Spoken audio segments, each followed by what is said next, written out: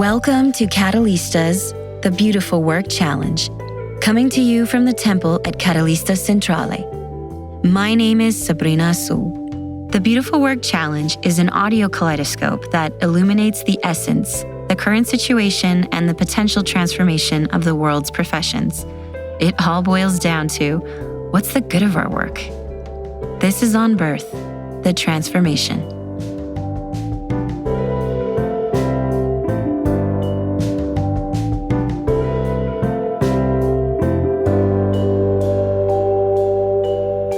Congressman Smith has been filibustering for over 23 hours. How much longer can he go on?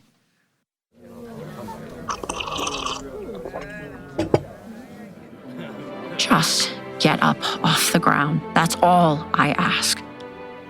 Get up there with that lady that's on top of this Capitol dome. That lady that stands for liberty. Let her also stand for motherhood. Take a look through her eyes. You'll see the whole parade of what man has carved out. They tell us that birth has to be a surgical procedure. That physiologic childbirth is only for all other mammals. That contemporary childbirth is based on opinion, not evidence. You may not see respect or compassion. You may not hear the voices of women. You'll see a broken model of maternity care. Sure, it's a fight. But sometimes you have to fight for the lost causes harder than for any others. You think I'm licked. You all think I'm licked. Well, I'm not licked. And I'm gonna stay right here and fight for this lost cause, even if this room gets filled with lies. Somebody will listen to me.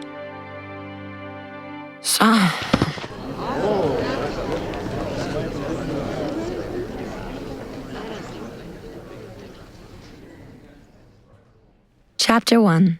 Policy.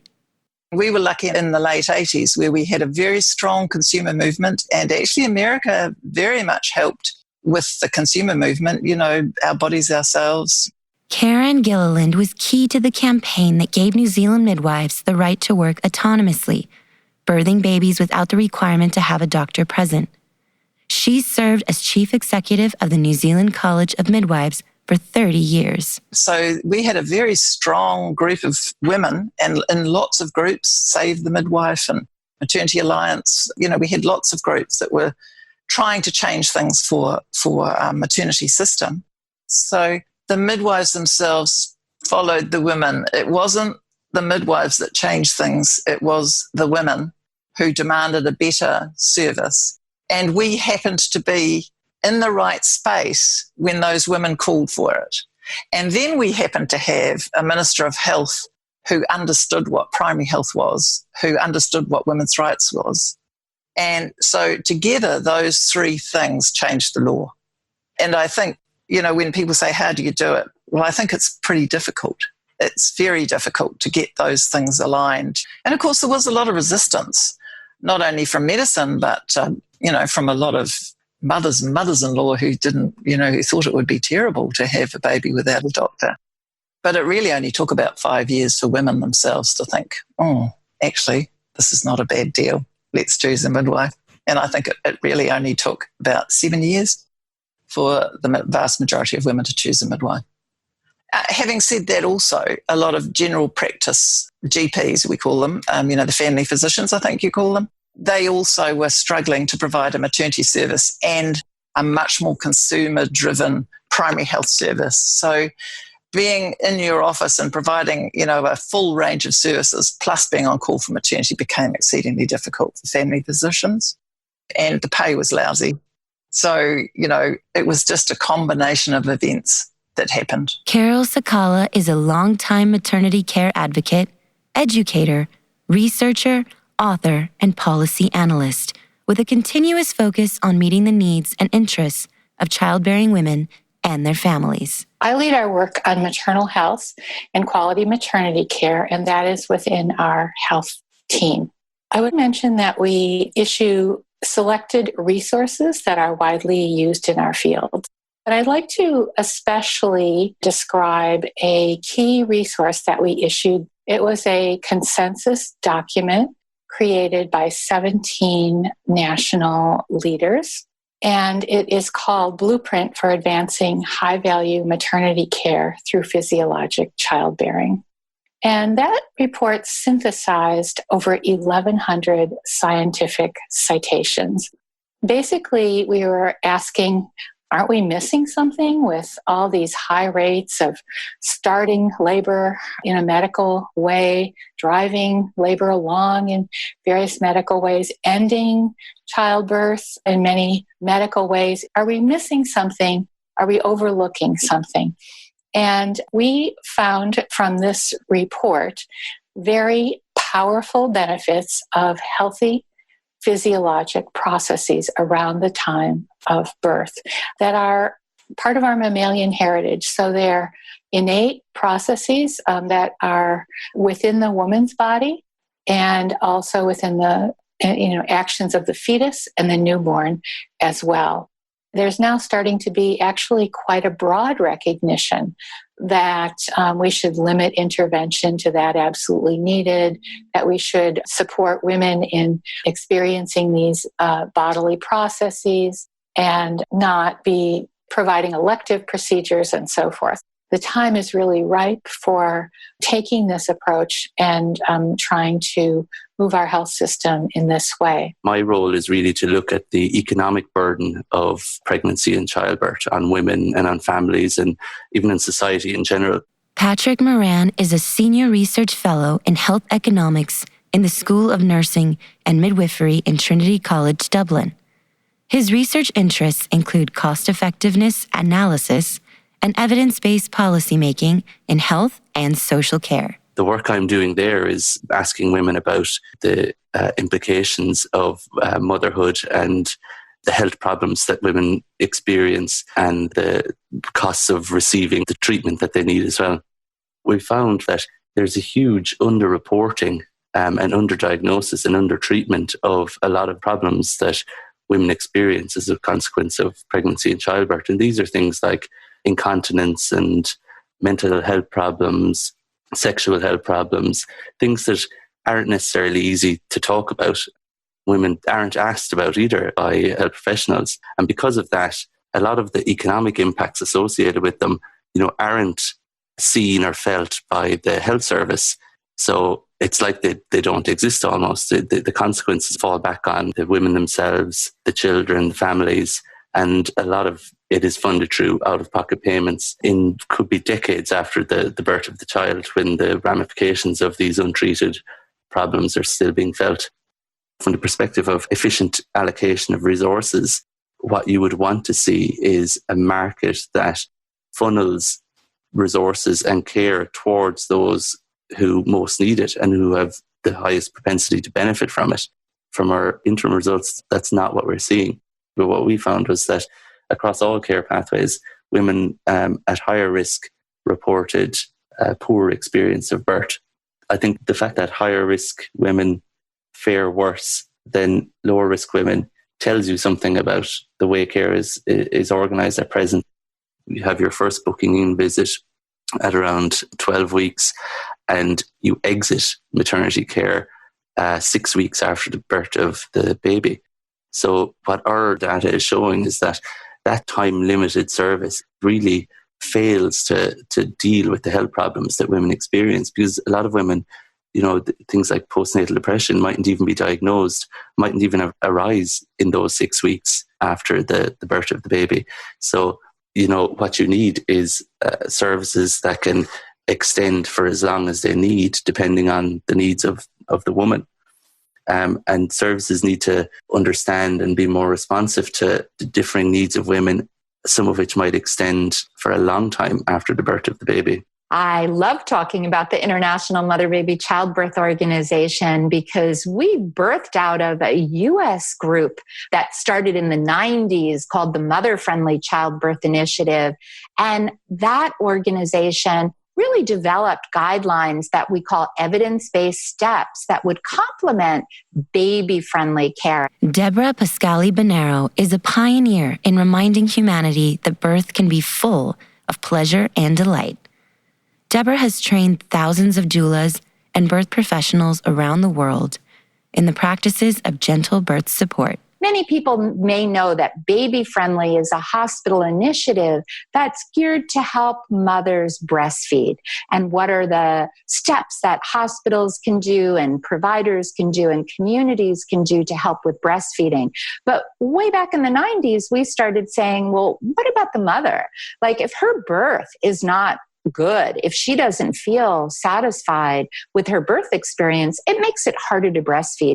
So the US created the Mother Friendly Childbirth Initiative, and we decided, well, wait a second, the rest of the world wants to use it, and we don't want to be another group taking an American-centric initiative abroad that might not be culturally sensitive and relevant for their climate, whatever the resources, culture, religion was. So we did a great survey and worked with organizations and created 10 steps that are both entrenched in the research, the evidence, and made it culturally sensitive and relevant to use anywhere. So this initiative is kind of a guide.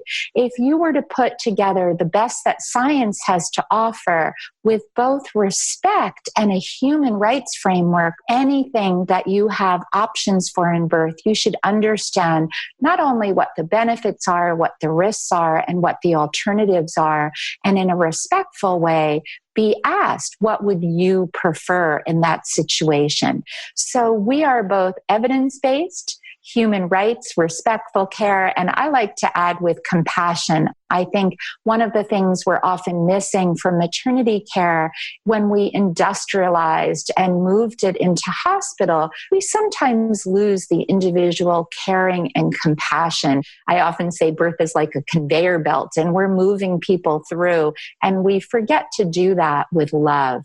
So the International Mother-Baby Childbirth Initiative is now 12 steps to provide you as a woman, as a mother, as a partner, as a family, as a birthing person, with a template to say this is the highest level of care, and I'd like to talk with my caregiver and find out which of these steps do you comply with, and I would hope the answer would be all of them. It's easy to talk about public participation in research and getting women in and getting their views on what research we should be doing. And it's very hard to do in a meaningful way, and we've kind of embarked on a voyage with a lot of the women who were involved in the survey in order to kind of grow their experience and their skills in being able to contribute to that conversation and to input meaningfully into what research questions should we be looking at? And, in terms of what's important to women, who ultimately all this research is meant to benefit.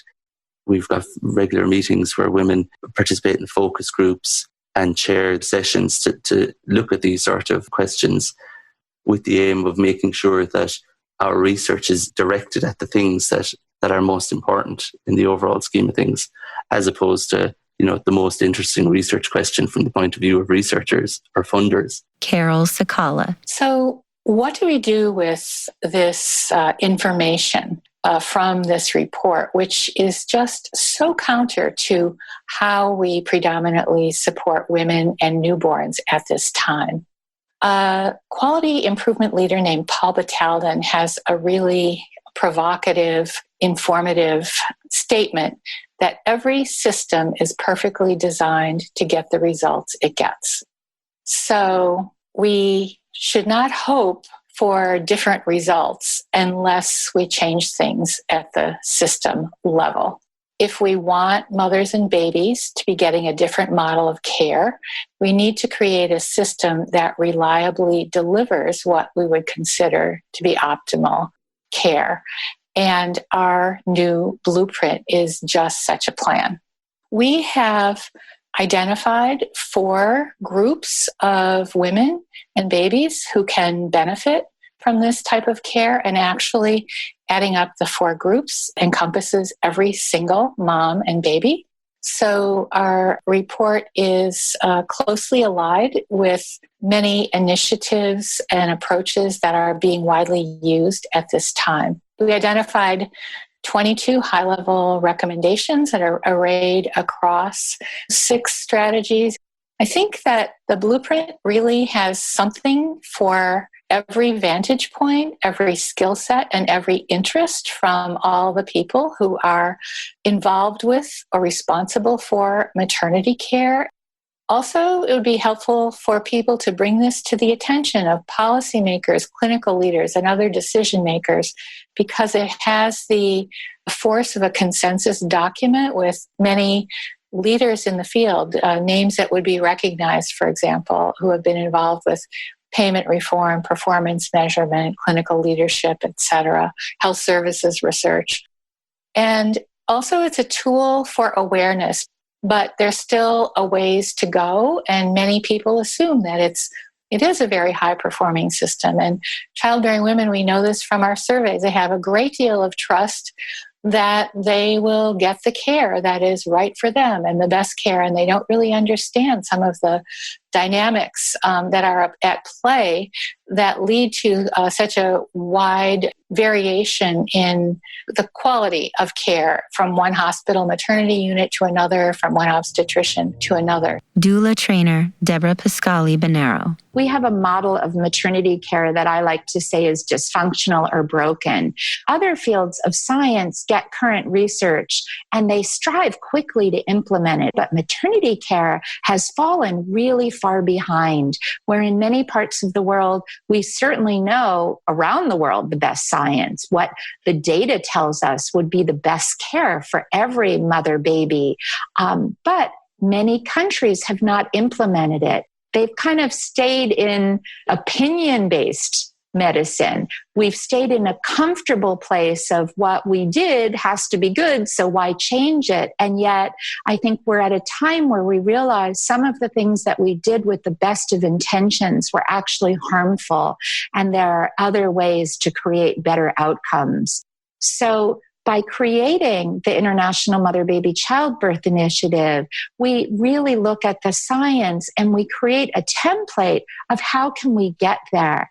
And what we know is we can do this in low-resource, mid-resource, and high-resource countries. So I believe, and I know it's stretching for many people far, but I believe when you implement a true evidence-based model, you not only get better outcomes, which we all want on the health and well-being, both in the short and the long term of mothers, babies, and families, but we get the emotional well-being, which we're only in more recent years valuing, that women not only should survive, but they must thrive. And both components we should care about to build the foundation of stronger communities and stronger societies. There's so many examples of really good research failing to translate into effective services. But having the political will and the advocacy groups and the women with a strong enough voice and groups that are empowered to shift the conversation from, academia into policy and into politics is really, I think, a hurdle that, if it was successfully overcome, would have huge transformative benefits for maternity services. And if you have any change in the way services are delivered that is interpreted as stripping away power or authority or income in many cases from a certain group of individuals and benefiting others, then you're going to get resistance from those groups. And often, I think people, often with really genuine motivation, believe that what's in their best interests is the right thing to do. And not only because it's in their best interests, it's that from their perspective, from the way, they see the world, that is genuinely their belief that this way of doing things is the best. And it's very hard to extricate what benefits you from what you think benefits everybody. So I think what you need to do is not steamroll through this process where you say, we have this research here that's perfect and we know exactly what to do. You need to bring in all these voices into a conversation and let all these competing ideas and ideologies and opinions compete for the resources that are available and to make the case for doing things one way or the other. Midwife Karen Gilliland. Why aren't women totally in charge of their bodies? Why are they not involved in the decision making? Why, when you have a midwife who provides all that for women, is she not valued? What is it about the value of women's work that every country in the world doesn't want to pay for? So, our big struggle currently is pay equity. We've sort of won it. We won it in 93, sort of, when we got paid the same as the GPs. So what happened then, of course, and we knew this would happen, was as soon as the GPs left, our pay would wallow. And that's exactly what happened, because there is a social belief that women's work is less valuable than, say, traditionally male-dominated group like medicine or law or accounting. All of those things earn a lot of money in New Zealand. And we're saying, well, actually, we should earn the same. And we can prove that. We still don't have the political will to bring the money in to pay for it. And a lot of women too think it's a lot of money to pay other women. So, you're up against it when women also collaborate in the discussion that we shouldn't be paid too much. So it's a social thing, isn't it? I mean, midwifery would be overwhelmed with despair if you took that on, because as a midwife, one of the things that you can achieve for a woman is to make her feel that in this particular episode of her life, she was in charge of it and she did the best she could and she did well. And for some women, for the first time in their whole lives, they feel self-determined. They feel confident. It builds their confidence to be a mother. And if you're asking a midwife to do that very profound and actually highly sophisticated role, you can't expect it to change the world at the same time. So, you need political midwives. You need political people. I say this over and over. Midwifery is a feminist profession, but, as a feminist, it's on a one-to-one. We need help from external agencies and women's groups and the consumer movement to change society. Welcome to the birth of tomorrow. Step right in and experience the future today. Here we have a group of women bonding. They are the champions of their own bodies. They are in charge. You may notice there's an even playing field between the women and their prenatal care providers. Let's step over here where we see a woman and her midwife, doctor, doula, and birth psychologist. That's right. The birth keepers speak to one another with respect, listen to one another. A whole team devoted to both mother and child. On your right, you'll notice women provided with information, choice, birth justice, and guiding their own birthing process. This certainly is the birth of tomorrow, right now. Chapter 2. Practice. So, Centering Healthcare works with clinical sites to transform healthcare delivery. As Centering Healthcare Institute's CEO for 8 years, Angie Truesdale focused on spreading the centering model so that all Americans can have access to group healthcare. Angie spent much of her career on Capitol Hill with national health organizations addressing healthcare disparities and turning grassroots efforts into national movements for change. We emphasize a movement away from didactic, quick patient encounters to a more facilitated group healthcare model. And what that looks like is that we come in and work with a practice and train their clinical staff and their support staff. And it's a little bit of reprogramming in many cases. The first piece is training those clinicians. And then we also work with the healthcare system, the underpinnings of the clinical practice, whether it's scheduling or billing or patient flow, to transform them to support groups of patients rather than rapid fire individual patient encounters. The clinical practices have the opportunity to form groups, cohorts of patients who have similar due dates. This is a bonded group that's going in together, and that includes the prenatal care provider. It's not drop-in. So they go through those prenatal checks in the same schedule, but they're also able to dive deep into topics that influence the larger health of the pregnancy and the birth experience. Have you seen breastfeeding before? Have you not seen breastfeeding before?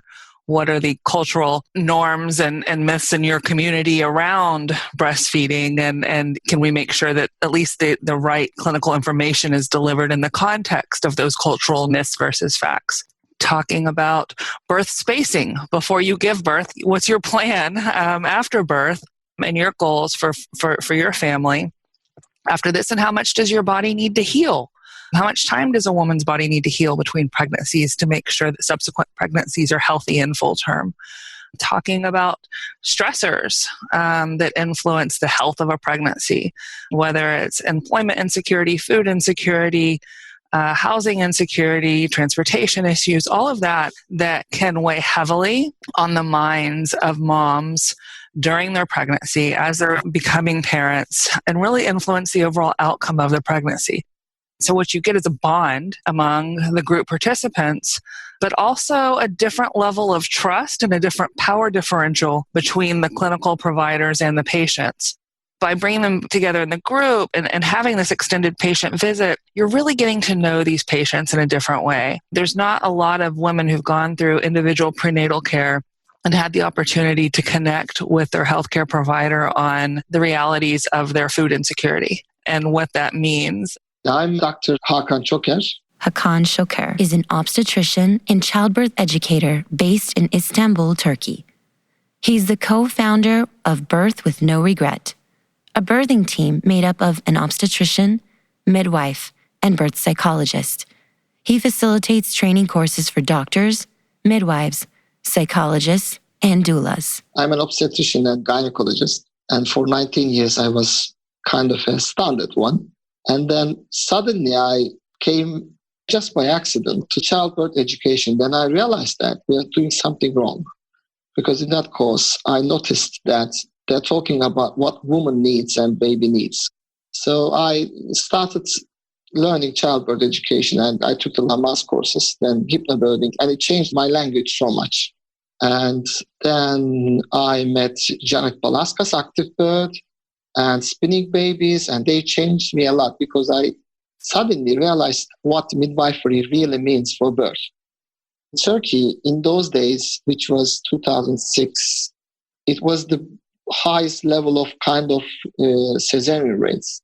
And cesarean was like a fashion, like Spain, like kind of like, especially in Mexico, in those countries, China, it started to be a kind of a fashion. So people who wanted a natural way started finding it, even from distances, from other cities coming to us. So 3-4 years, we worked like that. And then it was something missing. And I met Neşe Karabekir, who's a psychologist, psychodramatist, who also realized that in all our adult sessions, they started going back to the birth itself all the time. So she was trying to do something to change the birth. So we came together and we arranged Istanbul Birth Academy in 2010, which is a firm which gives childbirth educations. And then after 1 or 2 years, we decided to we can share our experiences with others. And during that period, we started to prepare women together with her, which is not the first time for maybe Europe and US, but it was the first time for Turkey. So before that, they started working with birth psychologists and prenatal works. And then she decided to come to the birth itself. And this is what something is new. So first, it was a bit different for the clients, a birth psychologist and a private midwife coming together. So we arranged a team, but some of the clients didn't want it. It was something new because so we had to give a big decision. The decision was, okay, if they don't accept the team and the teamwork and what it is giving to the couples, we wouldn't accept the couples. So it was a very big decision for us because we lost nearly 60% of our clients. But I don't regret that decision because that started a new team called Birth with No Regret. And it was the doctor, midwife, and birth psychologist coming together, working together with the families. And in birth, they are all in action, respecting each other's proficiency, which was great work. So this is a birth with no regret team. Neshe Karabike is an individual, couples, and group therapist. As a birth psychologist and childbirth educator, Neshe trains psychologists, doctors, midwives, and doulas in birth psychology, psychodrama, and childbirth education. She is a co-founding member of the Birth with No Regret team. I've been working psychodrama either to teach to psychologists or psychiatrists or to apply in individual and group psychotherapies. So now, since 2010, I am applying psychodrama, either childbirth education trainings as like a games, warm-ups, and lots of plays.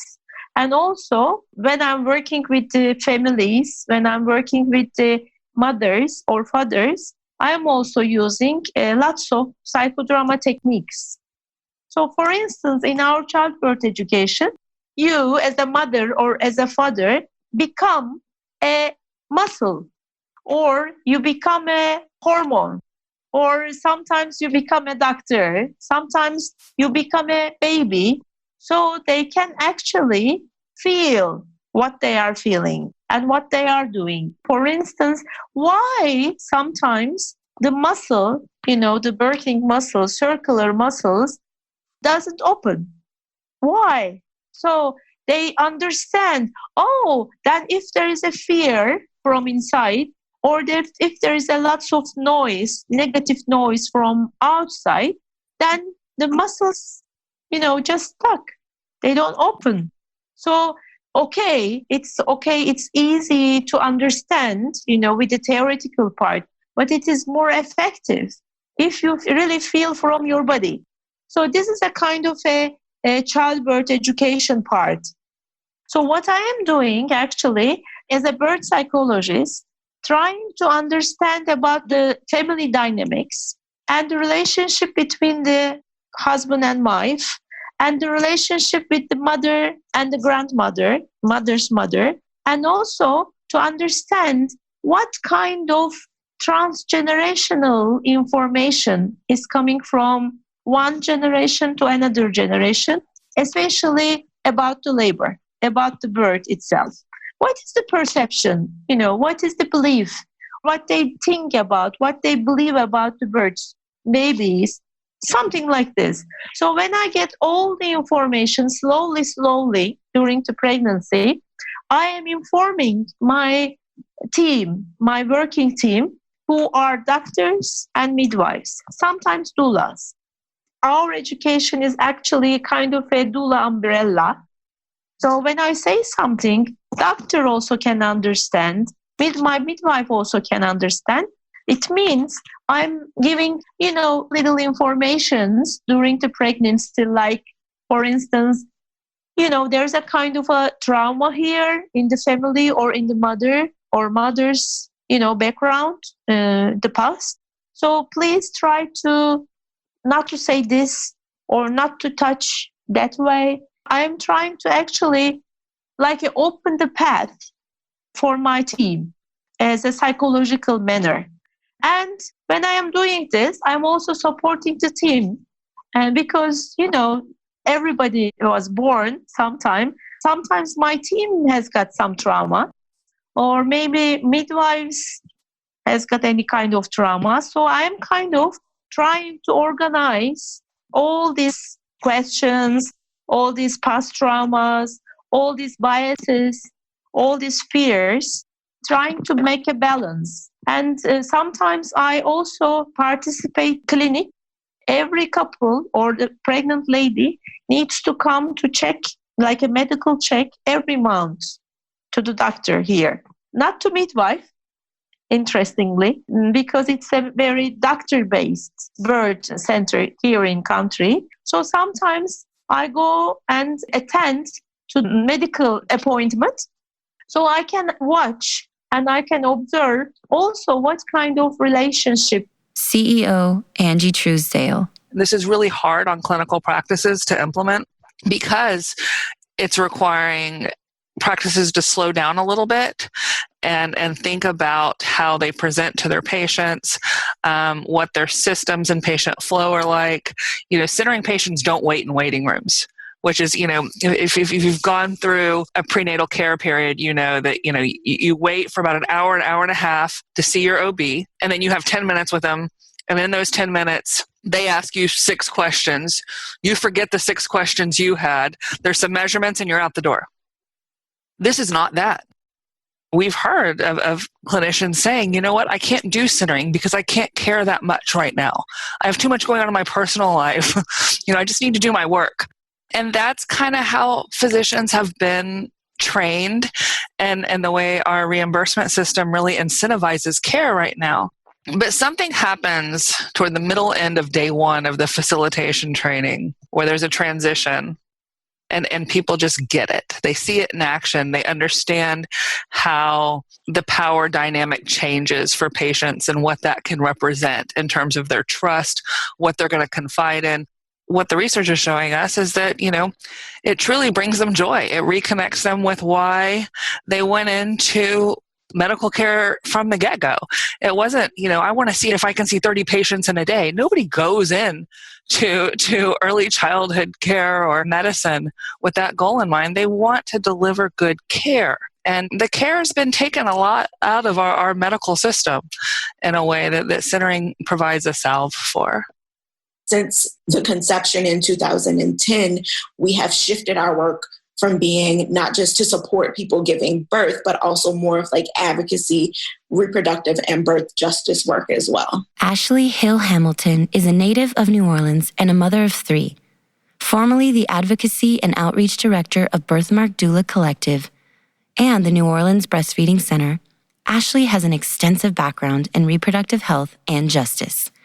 She is currently the policy director at the Louisiana Center for Children's Rights. So what reproductive justice is basically a person's ability to choose when to parent, how to parent, and on what terms. So it encompasses a full scope of things. We call ourselves full spectrum doulas. So that covers not only conception, it covers abortion, it covers people who have miscarried, persons who have chosen to adopt. We support families encompassing of all of those levels of the spectrum, including queer families. So the advocacy work that we're currently doing in New Orleans is a lot of people have heard about the issues that we're facing in our community surrounding maternal mortality and how women in general and Black women specifically have been left unsupported in ways that are often even resulting in death surrounding childbirth. So what we're doing in terms of our doula work is, one, we're on the front lines in the room with them, providing counseling, providing information, giving advocacy, educational resources to help with that. Also, behind the scenes, we're actually working, attending city council meetings, advocating for a Department of Maternal Health in the city of New Orleans, which we lost after Hurricane Katrina. We've also supported people who have been involved with the criminal justice system, and this has been a contingency of them being able to keep their child. I'd say we do about 3 visits prior to the actual time of birth, but depending on what that client needs. We welcome partners to come into those meetings, and we just talk about where your greatest concerns are. We talk about your fears. We do believe that our bodies tell a story, and in that narrative, we hold things with us. Sometimes it may be traumas that we've experienced or negative experiences that we've had in our childhoods when we were teenagers, and all of those things are carried into birth. So we go on call for a week before and a week after. And what the on-call period means is I'm not going to go out of town. I'm not going to, stay up late at night for a party. That means that if you need to call me at 3:00 in the morning and say, hey, I feel like I'm in labor, I'm coming to you regardless of what I'm doing. And I'm literally on call. My life is on hold for that 3-week period. The week of your due date, the week before, and the week after, just to allow time. We also work with a backup system. So one of the wonderful things about working within a collective is you have other people to support you. So within Birthmark, we not only help each other with knowledge and information in relationship to a client that we're serving at the time, we also help each other with childcare for each other. So if I'm headed to a birth and it's the time I'm supposed to pick my daughter up from school, I can reach out to someone else and say, hey, I'm on my way to a birth. Can you pick my daughter up from school? And I have one of 11 people who's on call and says, yes, I can get her. Might be a little late, but I'll be there. So that feels really good having that support. So now Birthmark Doula Collective is a member-owned collective. So all of us now have equal stake in the collective and are all member owners now. Angie Truesdale. First and foremost, we have exceptionally better outcomes. With centering, you see a flattening of the Black-white health disparity in preterm birth outcomes. And so what that looks like is a reduced incidence of preterm birth in the neighborhood of 30 to 47%. And that's huge. And if you can prevent preterm birth and the side effects that come with preterm birth, the long stay in the NICU, the respiratory issues, the vision issues that can come with preterm birth, in addition to mom being able to return to work and all of that family strain, then you can really change generations of economic stability and health of a family. So those outcomes are important. It sounds like one outcome, but the difference in delivering a 30-week baby and a 40-week baby is not 10 weeks, it's 10 years in terms of healthcare and productivity and family stress. So those moms become advocates for their own health and for their child's health from that way forward in a way that they likely were not before. What we hear from labor and delivery nurses pretty regularly is that they can tell centering patients on the labor and delivery floor just by looking at them. They're calmer, they're prepared, they advocate more clearly and calmly for themselves, and they have better birth outcomes. So that's a pretty powerful switch that's coming from the activation that comes with community building and interactive learning alongside of that healthcare delivery piece. Ashley Hill Hamilton. We really want a partnership with physicians. And in the years past to now, there have been significant shifts. And now we actually have some really amazing relationships with OBs. There's some that we're still working on and some who still don't understand necessarily the scope of the work that we do and what we provide and how we're not going against what you're saying, but we're here to work as a team. We're here with the belief that our clients can give birth on their terms. We're here with the belief that they're the expert of their bodies. And we just want to make sure that they feel comfortable, that they feel heard, that the care that they're given is not only trauma-informed, but informed by the stories that they walk into the room with. Obstetrician and childbirth educator, Hakan Shoker. Now we have nearly 300-something births that we participated like this. We have no postpartum depression. All the interventions went down. Epidural use is 4%. Cesarean rate is like 7 to 8%. Which is very low compared to 53% a year in Turkey. And the great thing is, which we are really proud of, and that changed the country, is the students we educated, they were also kind of activists coming to people who crazy like us. They also took the fire and spread it all over the country one by one. And they started working with clients one by one, families. And now we have 450 students all over Turkey, and they are changing hospitals, they're changing doctors. That's the main thing. Because we also educate the other professions, like obstetricians come to us, and midwives and nurses and psychologists, they all spread the word. So once we say something, let's say skin-to-skin contact is important, let's do it. There are 500 people saying the same word, and it makes a big difference all over the country. Therapist and childbirth educator, Neshe Karabike. So if the labor stops, I'm there to support psychologically the family and my team together. My part starts before the medical intervention, before the induction or before the Pitocin or epidural or whatever. And I said, okay, let's see what is going on here. There is something wrong or any kind of fears. So I'm there to attend to kind of fix everything, because don't forget, I'm carrying lots of information, about the family and about the family dynamics. And then I'm trying to reply, or I'm trying to apply, let's say, okay, let's fix this, let's do this. And sometimes I make a role reverse with the mother, the baby, and then I ask the baby, what is going on here? Why, you stop? Why you are not trying to come? Are you feeling something different? So this role reverse actually give us some idea about what the baby is feeling. In Birth with No Regret team, midwife has responsibilities and borders, and I do have. So sometimes I listen to midwife, sometimes the midwife listens to me. And sometimes we both listen to the birth psychologist because she knows the mother better than us. So respecting each other is the best thing we try to serve to the country. And they are coming together now and working together now. So fortunately, I'm really blessed because I have my team here to understand what I'm doing and to accept what I'm doing. And also, the important thing is not only the less interventions, less C-section rate, but also the experience and the happiness or satisfaction is very important. And not only the parents, also the job satisfaction about the medical team or hospitals is also important.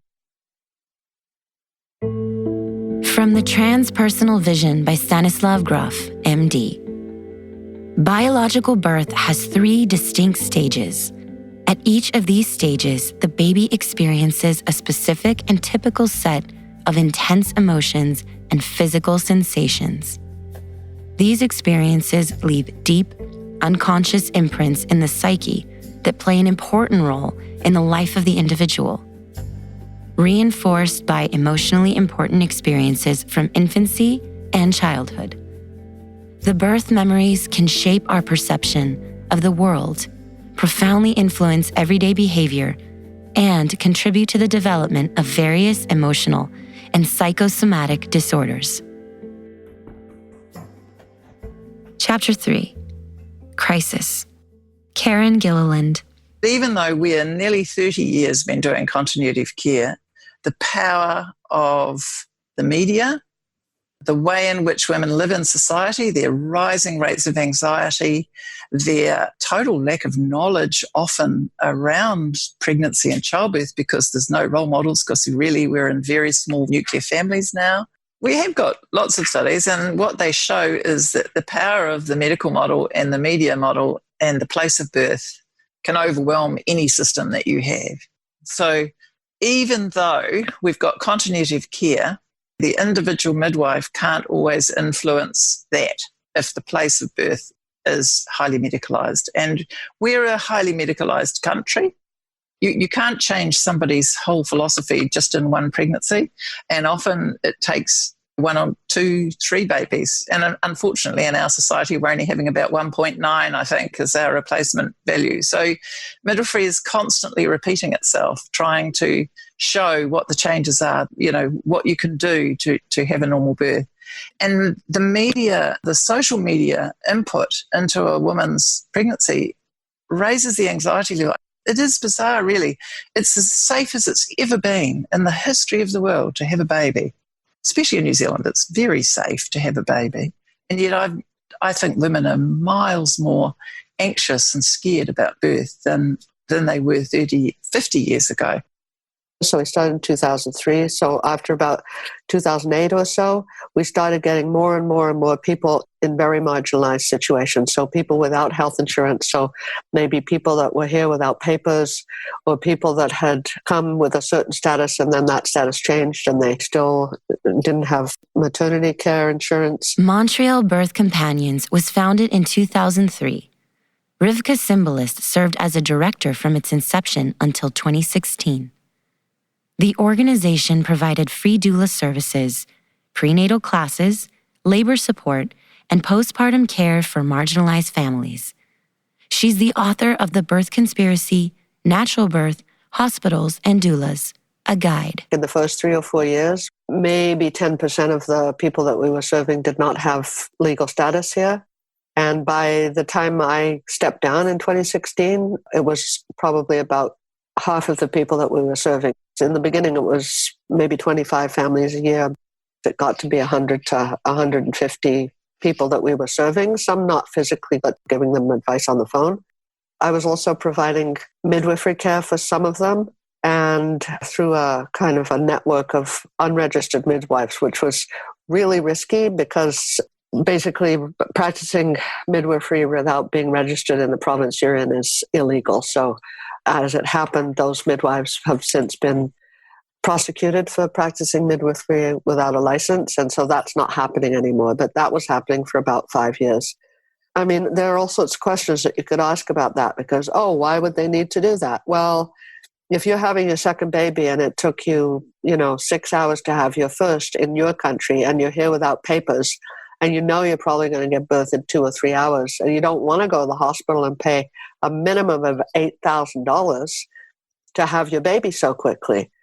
And if there's a professional midwife who maybe isn't registered, but she's professional and certified, who could just come to your home and assist you, then why not do that? It allowed the people that were giving birth to be put in the center of the experience. And it just so happened that those people that were generally not in the middle of a pleasant experience at all, because they were people that were marginalized, didn't have enough food to eat. We right now have typical Montreal weather. It's icy and rainy and snowy all at the same time. And people would be from warm countries wearing little ballerina slippers in this kind of climate. And so our doulas would go there and they would care for them. I would rub people's feet. And any birth keeper that's listening to this would know what that means. You go in, someone's in labor, you do whatever it takes, and part of that might be you're rubbing someone's feet. And so for that person to come from often a really traumatic and horrible history and to end up in a country that they thought was going to treat them well and in fact isn't treating them well, and then to have someone come into the room, clearly much more wealthy than them and much more educated and all of those privileges that we have, and just get oil on their hands and rub their feet. It's radical and it transforms, and it doesn't just transform birth, it transforms the whole system. When people say, how did you pick the Philippines? It picked us. We came over here because we were invited to come and try to help the mothers and babies stop dying. Vicki Penwell has been involved with midwifery since 1980. She is the founder of Mercy in Action and the executive director of its clinic in the Philippines. Mercy in Action's focus is on maternal and newborn health and primary health care for children under 5. Vicki helped establish birth centers and practice in Idaho, Alaska, and the Philippines, as well as trained hundreds of student midwives. So we're in our 28th year. In 2018, we passed the number 15,000. So by my calculations, we're somewhere around 15,260 today of births that we've provided in the Philippines completely free of charge to the parents. That seems quite miraculous to me because we started as a very small nonprofit. My husband and I have always lived very simply and low income, and it's phenomenal that we were able to do that with just the goodwill of donors, mostly individuals, people that believed in what we were doing from the very beginning and helped us do it. And the basis of Mercy in Action is really so simple, and it's amazing that we've been able to help so many people and have such good outcomes. Right now, our neonatal mortality rate runs about 4 times less than this country we're in. So we're saving a lot of lives. Our maternal mortality rate, when you extrapolate it out, it's about 8 to 10 times lower than the country we're in. And our methodology has been very simple. We use licensed midwives that are trained here in the country. We set up simple freestanding birth centers that are licensed by the Department of Health in our country, accredited by PhilHealth. So they're fully functioning, licensed actually along the same criteria as a small hospital. And yet they're very home-like. They're very simple. The births are very natural. And yet we have some really good low-tech emergency equipment that makes all the difference when there's complications. that in a lot of instances, even hospitals in our country don't have. Doula and author Rivka Symbolist. My students had to do volunteer work to learn how to do the work. And part of what I teach is really you need to just sit there. You just really need to sit there because women's bodies are perfectly capable of giving birth, often without you doing anything. So don't think you have to do the hip squeeze or don't think you have to, run around with hot water or anything. If you're just sitting there and providing a loving presence, then many, many times it'll be fine. And that was initially my view. But as the volunteer program grew, I realized that actually that act of going to a birth and being available for a birth without being paid, and this is a really radical act because you're giving yourself, you're giving everything to someone who's doing a bigger job than you're doing at that moment, because giving birth and bringing other humans in the world, it's the biggest spiritual and physical act that we'll ever do. So if we're going to honor it, then we can't ask for $1,500 for it. Like we can, yeah, if the person can afford it, but it's such a radical act to do that even if the person can't afford it. 2 years ago, a bunch of things happened around the world and people started getting arrested for practicing midwifery without a license. And sadly, many of, the ones in Canada anyway, were taken to court actually by the College of Midwives, the College of Registered Midwives. We've been forced to battle amongst each other. Bumi Sehat means Bumi is the Earth Mother and Sehat is healthy. So we're Healthy Mother Earth Foundation. Ibu Robin Lim is a Filipino-American midwife and the founder of Yayasan Bumi Sehat, a non-profit organization in Indonesia. The clinic offers a comprehensive range of allopathic, holistic medicine, pre- and postnatal care, breastfeeding support, family health services, as well as gentle, loving, and natural birth services. Our vision began with really trying to find a way to support human rights in childbirth, but we moved onward from there and just tried to fulfill needs. There's so much need, and it's not just in Indonesia or the Philippines, it's all over the world. All of our services are free or by donation, regardless of if you're a tourist or if you're a village person. We hope the tourists will subsidize the poor by giving nice donations. They don't always, actually, but they often do. In this culture, Adat means spirit. We support whatever helps the families feel safe, whatever helps the mother feel safe throughout her pregnancy. She needs to be supported. And that means that if she is Hindu, she needs to know that her prayers are welcome in our childbirth center. She needs to know that as a Muslim, there are prayer rugs available to her.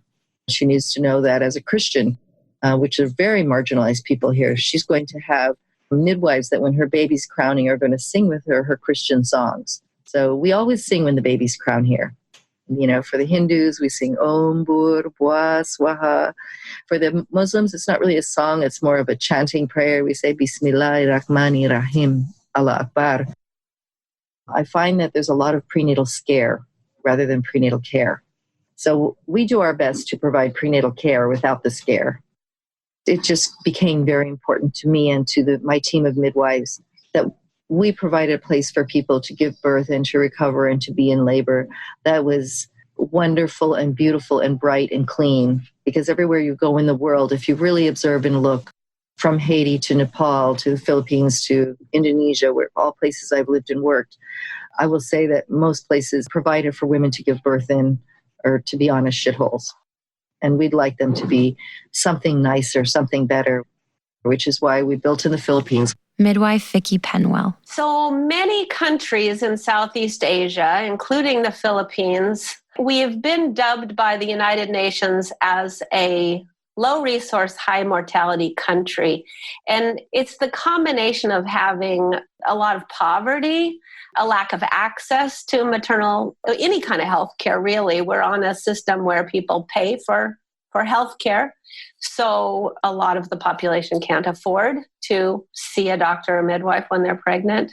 It's the combination of being in a developing country where the systems don't always work for people, where there's not safety nets like there are in the United States of things like, welfare or Medicaid or or things like that. So sub-Saharan Africa and Southeast Asia are really the hardest hit with maternal mortality rate and newborn mortality rates in the world. In fact, those two areas of the world account for about 96% of all the infant maternal mortality. All the developed countries together, US, Canada, all of Asia, Europe, Australia, New Zealand, those account for about 1%, and then Latin America for about 4%, and all the rest of it is spread between Southeast Asia and Sub-Saharan Africa. Not to mention the fact that the women we care for live on a garbage dump and make $1 a day at the most, scavenging. Some of them live in refugee camps and have nothing. It's hard when you see somebody that's living on such low income they can't even afford food or clean water, and then you expect them to save money for a birth attendant. The difficulty is birth is often normal. This is our difficulty. Part of the reason why we have so many women die in childbirth is because childbirth is not a broken leg or something else that you would know. We just have to borrow money and go to the hospital. Childbirth is so often normal that people will gamble and not go into a facility or hiring a midwife. And then if something goes wrong, it can go wrong really badly. Same with newborns. You can gamble that it'll breathe at birth, but if it doesn't and you don't have someone there that knows how to get it jump-started, then you've got a dead baby. And it's too late by the time you drive to the hospital and beg and borrow money and ask someone to help you. Midwife Ibu Robin Lim. We've done disaster relief in childbirth. Here, after the tsunami, we still have the Bumisehat Childbirth Center and Clinic in Aceh. In 2004, over 400,000 people, if you talk to the military, were separated from their bodies during that huge natural disaster, the tsunami in the Indian Ocean. And in that heartbroken community, we still exist. We still maintain a beautiful team and a clinic run by the local people now. In the Typhoon Haiyan area in the Philippines, it's run by local midwives, totally been turned over to them, and we support them. We were in Haiti, we were in Nepal, Jogja, Padang, all of those earthquake sites. Right now, we have a permanent team in Lombok, our neighbor island, which was destroyed August 5th by a giant earthquake, the entire north side of the island. We saw over 3,000 sick and injured patients and pregnant mothers in Sulawesi right after the big giant 7.5 earthquake, and then the tsunami, and then the liquefaction. They had landslides, they had hail. They actually had a volcanic eruption on that same island during that time. Those of us who are birth keepers need to be aware of the fact that with climate change coming so strongly, we are going to see more and more of these natural disasters, and we're going to see more pregnant mothers made homeless and put in situations where they don't have adequate food, potable water, even light to keep them safe at night. These are all real issues coming up. The good news is I find that midwives are really ready and able to help. Rivka Symbolist. I believe that our culture is built on deadening things, on anesthesia, and not thinking and not feeling things. Because the young reproductive age women are so busy these days, they don't have time to think about what it means to give birth. So they'll just do it however they can. Just like, if there's a online grocery shopping, they'll do that. Or if there's like a labor saving thing anywhere, like anything that can save them time, they'll go for it. And with my blessing too, because there's no way that humans can really do that full-time job and full-time kids and full-time everything else and be sane. So the deadening is just part of the lifestyle that they can't manage it. But it's also part of what we're taught is that we're terribly afraid. And I actually do believe that we live in one of the best times that the human race has ever lived in. The other really disturbing thing about it is that I'm convinced that the fentanyl addiction explosion is because of the drugs that unborn babies are given through their mothers when the mother takes an epidural. People are born with drugs in their system. That's what they do. Ashley Hill Hamilton. So when we think about bringing trauma into the room, something like a really clear example that I give often is when we talk about vaginal exams. Every pregnant person, most female presenting people, when they go to a doctor's visit, you have like a pelvic exam. So you go in, you have this pelvic exam, and it's typically like the doctor, inserts a speculum, so on and so forth. But many people are walking into that with trauma, and it can cause them to relive that trauma if they have an exam and it's not done in a consensual manner. So we want to always treat people as fully human. We always want to treat people with kindness and care. People believe that persons of color have a higher tolerance, and it's actually in textbooks that women of color have a higher tolerance for pain. When people are being taught that in school, then what's happening is you're assuming that this won't hurt that person. You're assuming that this will, that this person will be fine with whatever this exam is, and not necessarily taking into account their past experiences, taking into account that maybe touching someone without asking them or having like this non-consensual experience for just such a routine thing could be completely traumatizing, triggering, have that person to tense up, even leave in tears, and then feeling as though they walked into a safe place and having like this negative view of that experience. I have had the pleasure to be able to kind of like hear both sides. And what we hear is a lot of people are not necessarily compliant with attending their prenatal exams, and that contributes to poor birth outcomes. But what we want to think about is, why aren't people attending their visits? They're not invested in their care. They don't care about their bodies. They don't care about their babies. But what are some of the barriers? One, transportation. If you live in a rural area, you just may not have a car. Or if you do have a ride, you may have a ride that one day you have to choose if this person is going to bring you to pick up your kids from school, or you have to choose if they're going to bring you to that doctor's appointment. Another thing is thinking about people who have been introduced or re-traumatized or treated, like I have to say, like less than human, or not given all of their rights, or felt like they were intimidated when going somewhere. And then this negative association is developed maybe with that place, even if it didn't necessarily happen with that person in particular or that provider in particular. And this is seen as a place that I want to stay far, far away from. So I think all of those are things that can re-traumatize people, things that can like inhibit or impair their willingness to want to seek care actively. They're not feeling safe, not feeling comfortable. Vicki Penwell. From my perspective in a developing country, which I don't know if is really different even than what needs to happen in America, but I think we need to remove barriers to good care.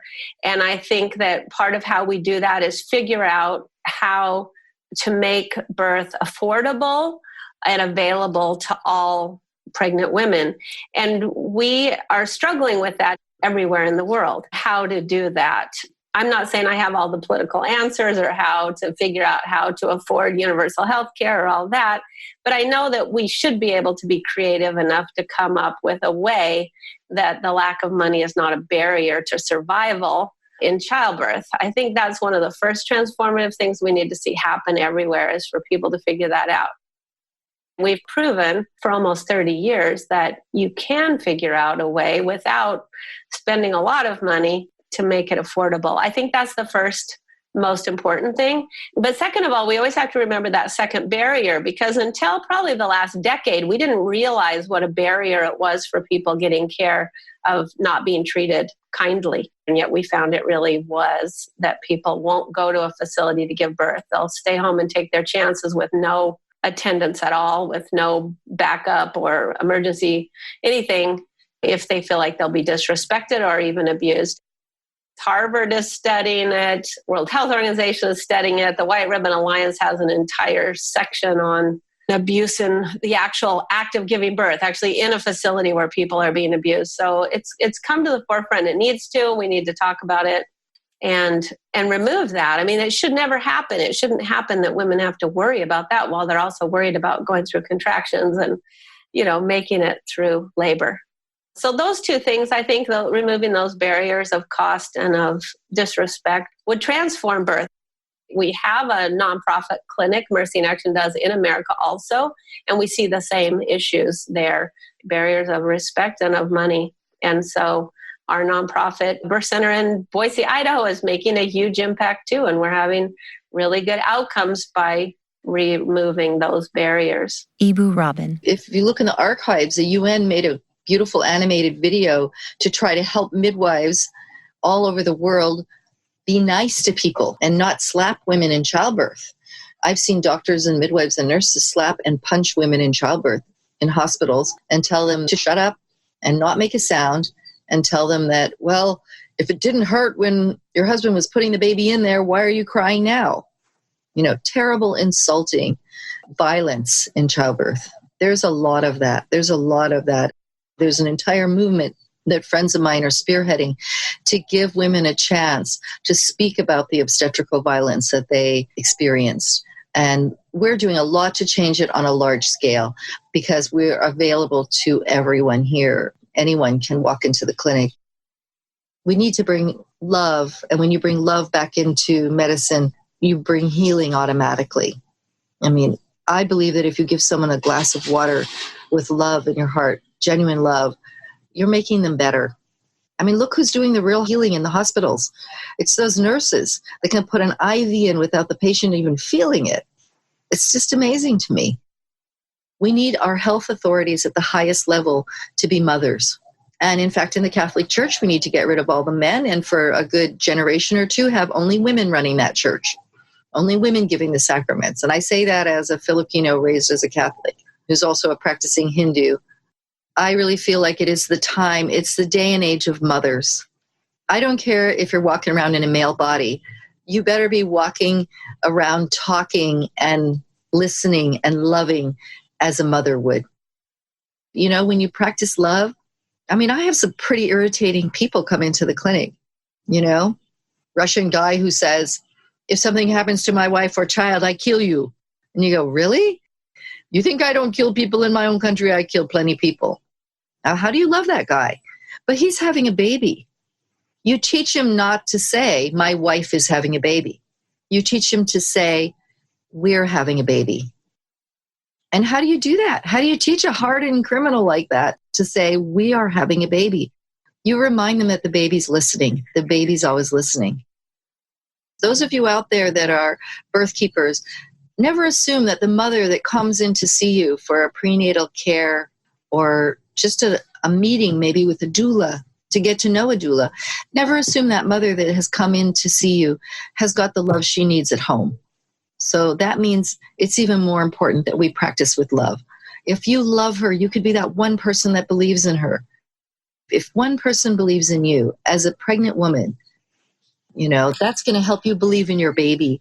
That's going to help you believe in your partner. That's going to help you believe in your healthcare providers. And when you speak to the medical professionals that are in authority, for example, the doctors in hospitals, the people running the hospitals, the administration, speak to them with love. You know, remember, water wears down the stone.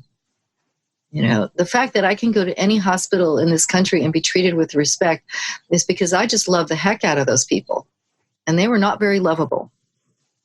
But love, because when someone speaks to me with hatred and anger, I have to protect my heart. And when I protect my heart, my ears close and I can't hear what people are saying. But when people speak to me with love, I'm wide open. I'm learning. I'm taking in what they need to say to me. And I'm listening.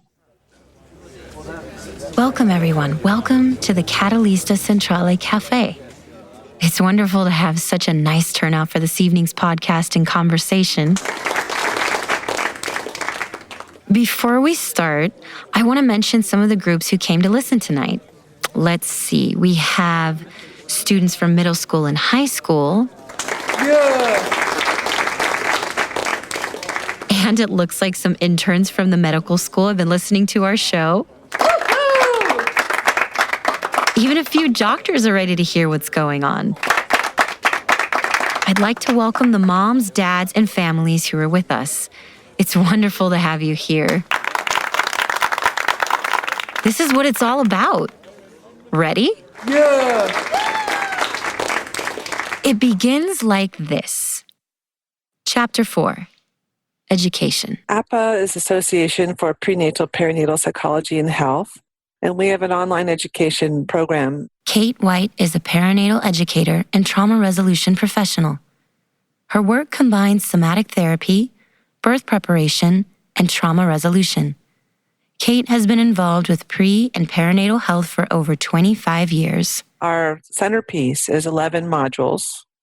So the paradigm is that babies are aware and conscious. So they come in and they have experiences. They have relationships with their mothers and their fathers and their surround starting in utero. So our 11 modules are birth and bonding, breastfeeding, the foundation of our history, ethics, epigenetics, neuroscience, which is important around the developing nervous system and what that means for us. And then our psychological theories, which are changing to include the body, and then culture, which is profound. And we talk a lot about the adverse childhood experiences and some of the things that have impact. So those are the 11 modules. And then we have a conscious baby program for parents.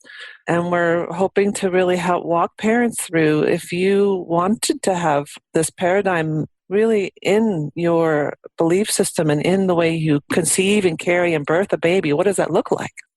So we have interviews with parents, and we have interviews with professionals, and exercises that you can do to reflect and actually communicate and contact your baby, and ways you can make choices. And then we have tools for professionals. So people who want to help others create the conscious babies and the gentler births. So we have toolkits that we're developing. Our first one is for parent educators, but we have a lot of plans in that domain. A lot of what we need to do is help our young people trust their bodies and really feel safe and sacred. I think there's a lot of mystery that still stays in this period of time, birth and preconception and prenatal time. It lies in mystery still. We haven't figured everything out, and I like that. But to help humanity, working with our youth, to help prepare them and help them make choices that include that the baby is conscious. Can you imagine something like this in public school or in our families, where we help our adolescents cross the threshold into adulthood and say to them, you have a great job ahead of you to call in a spirit or a soul in a baby, and then really be present to that baby.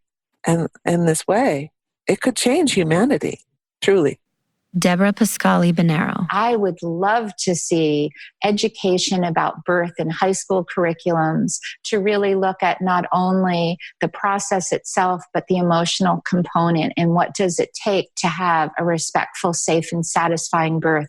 Because I think if every person, man and woman, knew that information in a school setting, then if and when it became their time to bring new life into the world, they'd at least have a basis to ask questions. So many people today around the world in birth, we don't know what we don't know.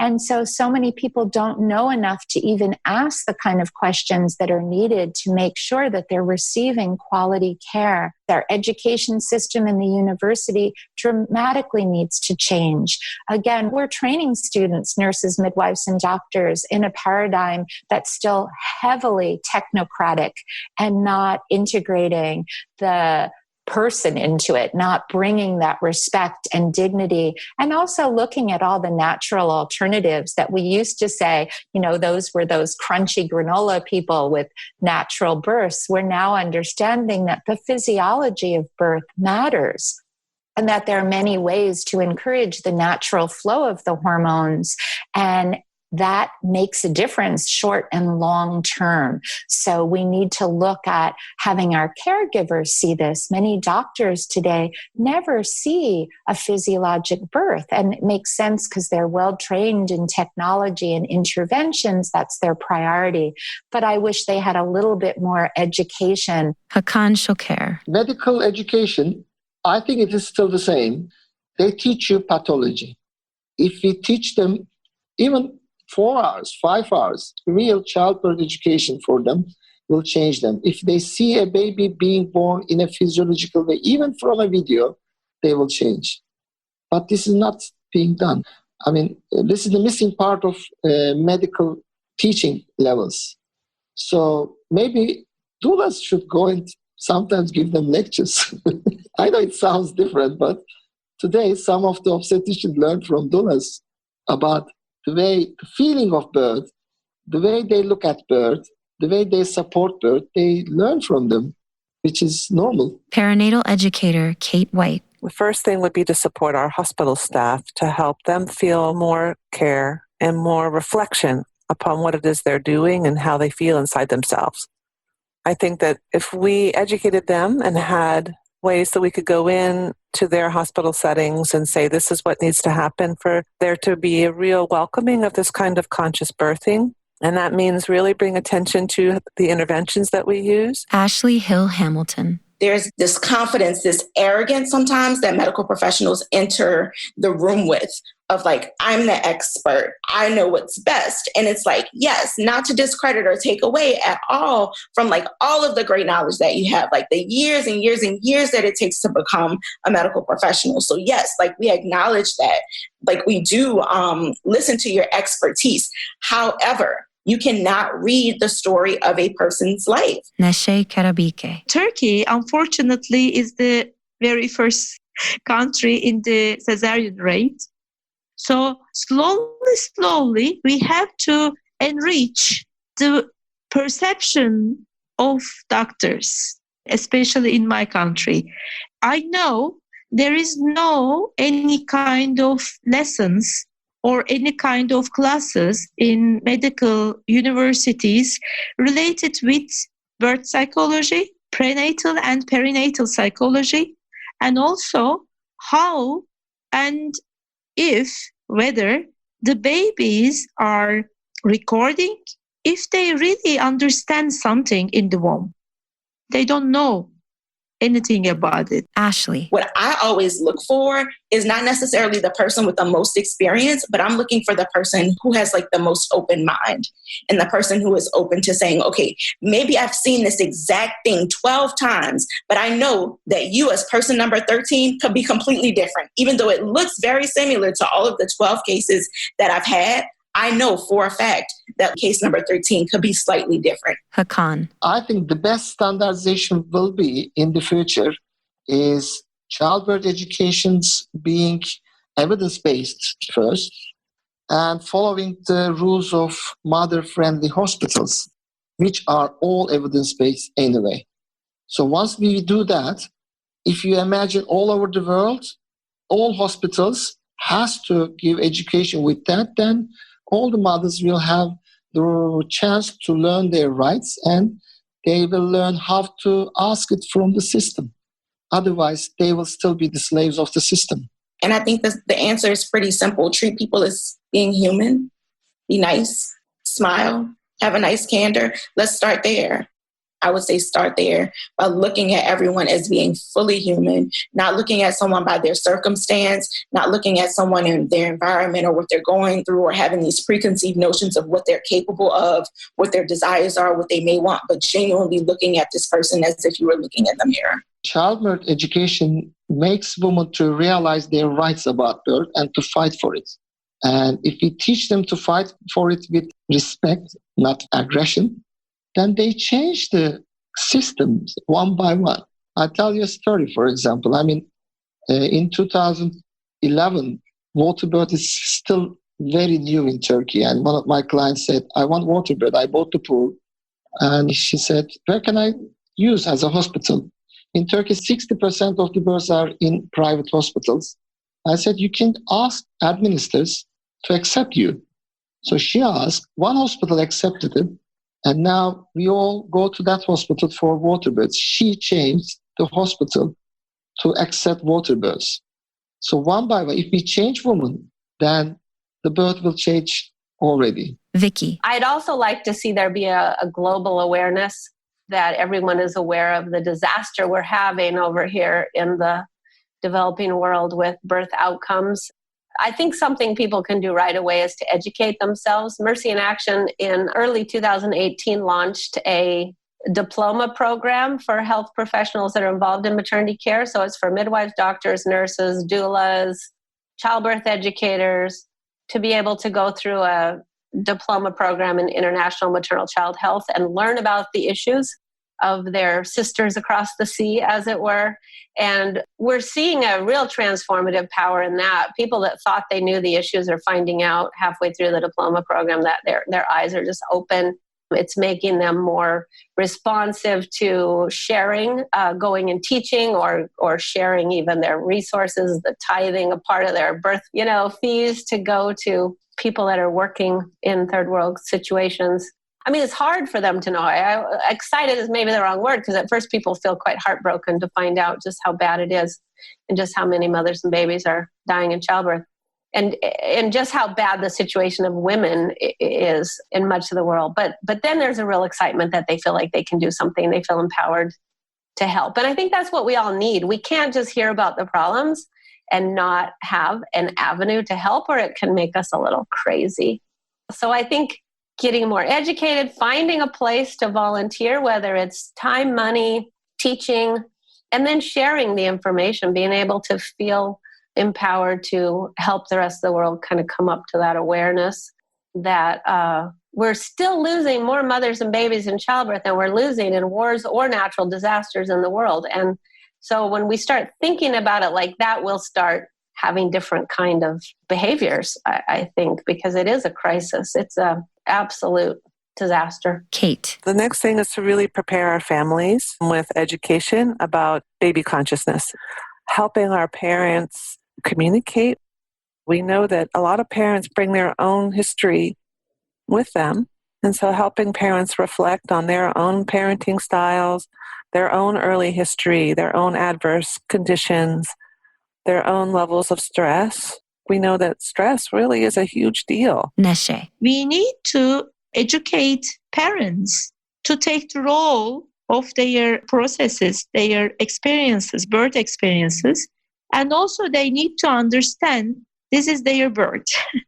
And this is not a medical thing, And so if they understand and if they create this kind of perception, then they can also stand up and they support their birth to support the parents' power and also the mother's power and respect the baby's feeling and baby's perception and baby's existential there. So this, it seems it's a little bit hard work, but it's worth. We need to do this for babies and we need to do this for future, for sure. Debra. We need more classes in our community. I think it's wonderful that hospitals offer childbirth education, but we know today many people are not accessing that. It's often not where people feel safe to learn. We need to bring it back into community. Rivka. A very simple one is to allow and create and somehow make happen physical spaces where people can get together to talk about birth, after they've given birth or before they give birth or when they're breastfeeding. The activity of birth and parenting isn't out there enough. It's in people's homes. It's not in communities, and people are not talking enough. I don't work in birth anymore. I run a little cafe now, and I have mums coming in all the time. I like it when my place is full of all people of all generations, and that's how it should be.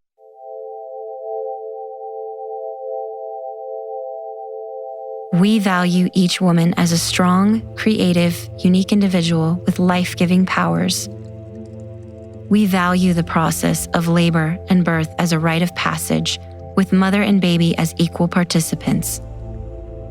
We value the essential mystery of birth. We value our right to practice the art of midwifery, an ancient vocation of women. We value the art of nurturing the inherent normalcy of pregnancy and birth as expressions of wellness in a healthy woman. We value birth with a midwife in any setting that a woman chooses. We value a mother's intuitive knowledge and innate ability to nurture herself, her unborn baby, and her newborn baby. Extracts from the Midwives Alliance of North America's Statement of Values and Ethics. Chapter 5. Transformation. Ibu Robin Lim. We have to think beyond the baby being alive and the mother being alive. We have to think about health, optimal health, and healthy family. How is that baby going to be nurtured into the future? How is that mother going to be supported as a mother into the future? Carol Sakala. So I personally have understood for a long time that we need a transformed maternity care system, that tweaks at the margins are not going to give us the care that childbearing women and newborns need and deserve and what is possible. Angie Truesdale. Really, it comes down to an acceptance that medical encounters do not equal healthcare. These are not one and the same thing. And if we're going to have healthy babies and healthy families, which require a healthy birth experience, then our system really needs to look at the whole patient lived experience and how that contributes to their health. Patrick Moran. Problem, I think, up to now is that the voice of women has been silent in a lot of these conversations, which is a really terrible situation, really, because ostensibly the whole conversation is about improving outcomes for women, but they're often the least heard in all of this. And as I said, it's not always easy for them to contribute. So we need to empower and nurture women so that they're able to partake in these policy debates. But also we need to listen to obstetricians, and we need to listen to midwives, and we need to listen to the evidence-based cases that they can make for doing things a different way or developing policy in one direction or another, and then try and choose the best way to proceed then. Debra Pascali-Bonaro. I think what's really important is that we have collaboration and engagement of everyone. I think so often in the past, we've done things top down, whether it's government down, whether it's facility down. We make decisions and the stakeholders, the people that are affected by the care, aren't at the table. And I think that's been a huge mistake in society in general, but it's really been a mistake in birth. We haven't been really listening to women's voices. We're only beginning now to do surveys and asking women what they want. What did they get what they wanted in birth? What didn't they like in birth? What do they want more of? Vicki Penwell. So it's interesting that we're having the debate we're having in the United States, because everybody is really arguing over that, whether healthcare should be a right or is it a privilege. Most of the people working in international maternal child health care and working globally, they've already solved that. They feel like surviving childbirth is a right. Maternity care should be free. Whatever you do with the rest of healthcare, maternity care should be free of cost to the user, because when a woman's in labor, there's not really time to go get money. It's really, really pretty urgent. Angie. We're seeing some of the best innovations to fund this kind of care within the Medicaid system. That's really where we're seeing the best outcomes. Believe it or not, the most flexibility. There is the ability, by having that overarching single payer umbrella, to innovate and meet community need in a way that kind of a fractured private payer driven system doesn't have, because it's about competing bottom lines rather than outcome. Vicki. I think when we think of disasters, we think we're helpless, but we're really not. There's so much we can do to help. If we treat it like disasters, we will think differently, because when someone is buried in the rubble of an earthquake, we don't ask them to pay for their rescue. We just go do whatever we can to get them out alive. And I think we're at that place with birth in much of the world. We need to start thinking that way. Rivka Symbolist. My vision of where births could go is really influenced by my knowledge of how so-called volunteering makes a difference. As soon as someone does that act of attending a birth or doing a prenatal thing or going and washing dishes after someone's given birth, and not a friend or a relative, to someone that you don't know, as soon as you do that without expecting payment, then I believe that you're making a little tiny brick in that path that we're making to a radical transformation of birth. I don't know what it is about it even. It's something about the humility in front of that bigness and honoring that person, no matter how different they are from you. It makes a tangible difference in the world. And so professionals, so that would be students, and go and start a volunteer doula program. I'm here to help. Email me. I will help you set one up. I'm all over it. But start a volunteer doula program, and don't listen to the people who say that you're undermining your value, because you're not. There's a song, it's a rap song called Blessings. So he says, I don't sing for free, I sing for freedom. That's what you're doing. You're not providing your doula services for free, like if you want to look at it that way, but you're doing it for freedom. Kate White. Many birth professionals are struggling with their own experiences as a professional. Birth is a beautiful, amazing thing, but it's hard work for the professionals, quite frankly.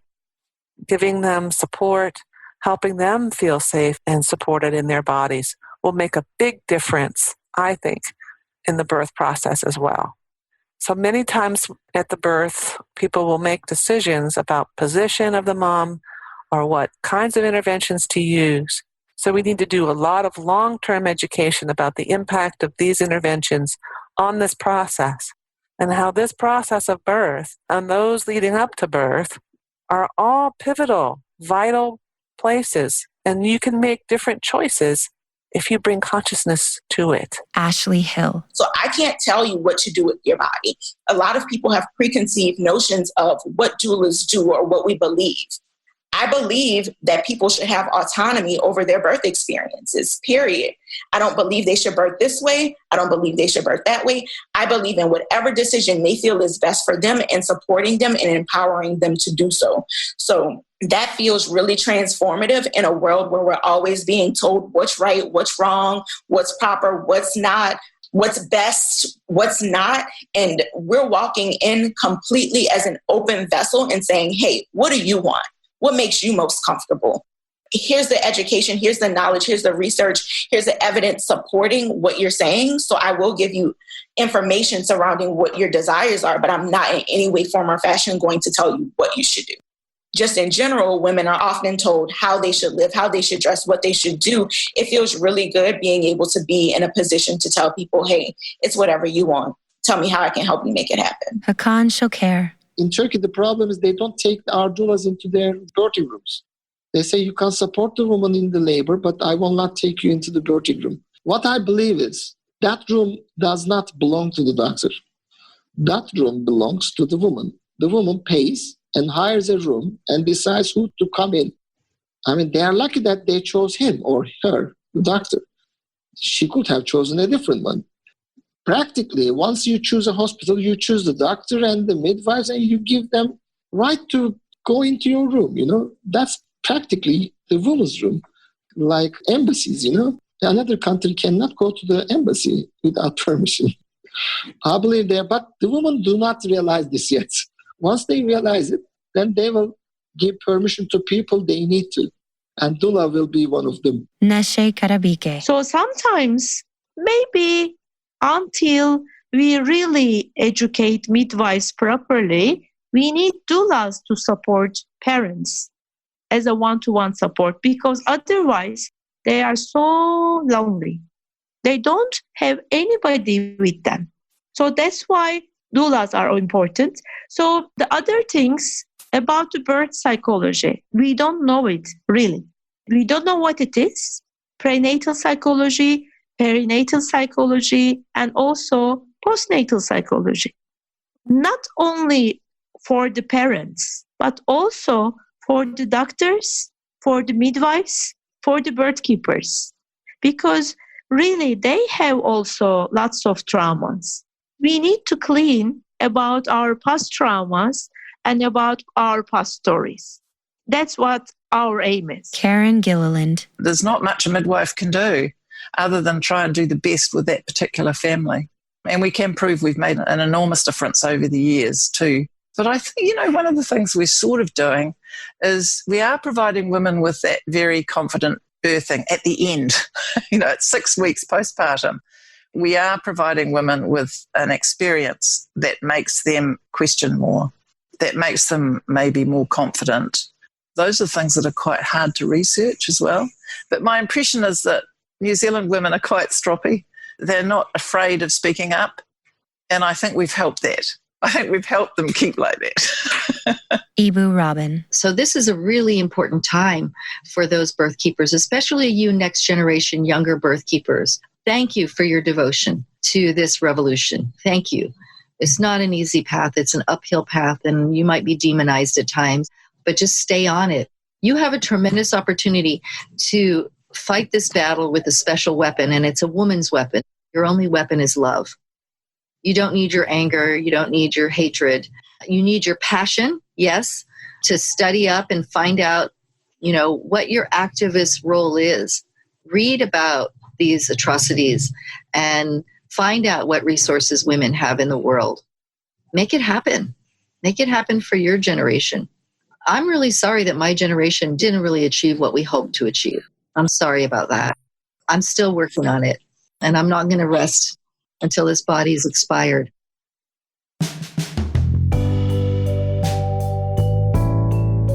Thank you for joining us for the Beautiful Work Challenge on birth. And thanks to our transformation guests, Karen Gilliland, Carol Sakala, Patrick Moran, Debra Pascali-Bonaro, Angie Truesdale, Hakan Shoker, Neshe Karabike, Ashley Hill Hamilton, Rivka Symbolist, Vicki Penwell, Ibu Robin Lim, and Kate White. Special thanks to everyone who subscribes to Catalista on Patreon, where contributors can access merch and bonus birth interviews. The Beautiful Work Challenge was edited by Tim Kirby and Kajsbert Umboshir. Sound design is by Rich Cutler and Jay Blanchett. The mix is by David Tedesco, with assistance from Kajsbert Umboshir and Mark Tolk. Our music is composed by George Jennings. The executive producers are Chicky Munch and Binny Bunny Munch, with assistance from Ed Goldberg, Nikki Hatzidis, and Gerald Gerbil.